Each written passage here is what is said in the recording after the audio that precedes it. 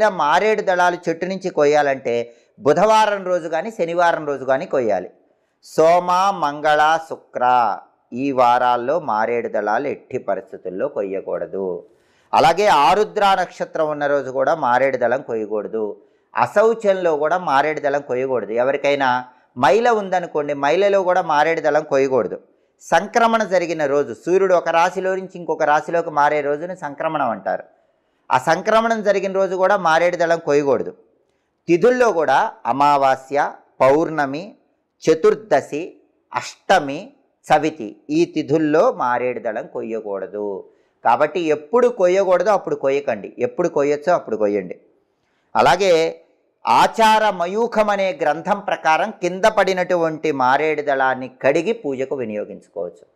కొన్ని పుష్పాలు కింద పడితే పూజకు పనికిరావు, కానీ మారేడు దళం కింద పడ్డా కూడా పొరపాటున కింద పడిన మారేడు